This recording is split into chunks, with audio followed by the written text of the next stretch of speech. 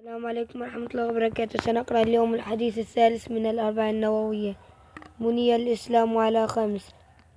عن عبد الله بن عمرو بن الخطاب رضي الله عنهما قال: سمعت رسول الله صلى الله عليه وسلم يقول: بني الإسلام على خمس: شهادة أن لا إله إلا الله وأن محمد رسول الله، وإقام الصلاة، وإيتاء الزكاة، وحج البيت، وصوم رمضان.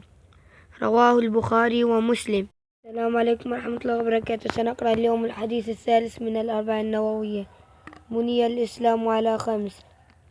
عن عبد الله بن عمرو بن الخطاب رضي الله عنهما قال: سمعت رسول الله صلى الله عليه وسلم يقول: بني الإسلام على خمس: شهادة أن لا إله إلا الله وأن محمد رسول الله، وإقام الصلاة، وإيتاء الزكاة، وحج البيت، وصوم رمضان. رواه البخاري ومسلم. السلام عليكم ورحمة الله وبركاته. سنقرأ اليوم الحديث الثالث من الأربعين النووية. بني الإسلام على خمس.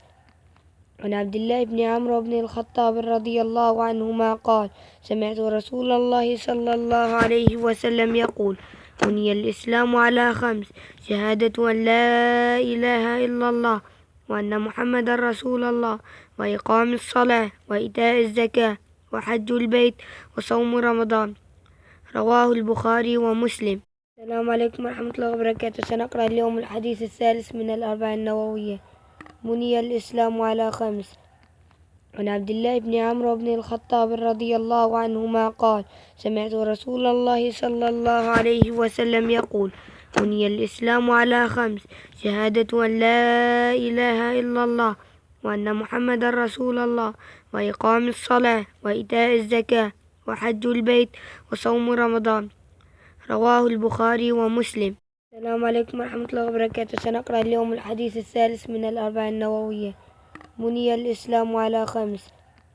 عن عبد الله بن عمرو بن الخطاب رضي الله عنهما قال: سمعت رسول الله صلى الله عليه وسلم يقول: بني الإسلام على خمس: شهادة أن لا إله إلا الله وأن محمد رسول الله، وإقام الصلاة، وإيتاء الزكاة، وحج البيت، وصوم رمضان.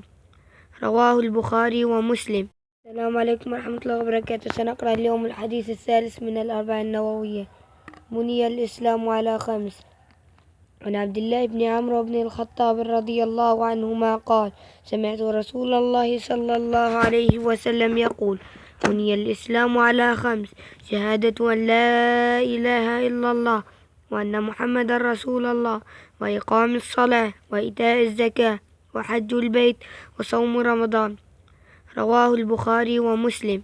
السلام عليكم ورحمة الله وبركاته. سنقرأ اليوم الحديث الثالث من الأربعين النووية. بني الإسلام على خمس.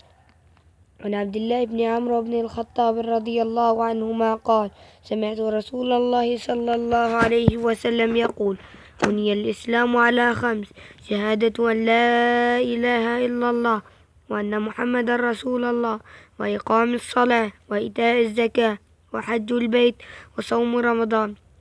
رواه البخاري ومسلم.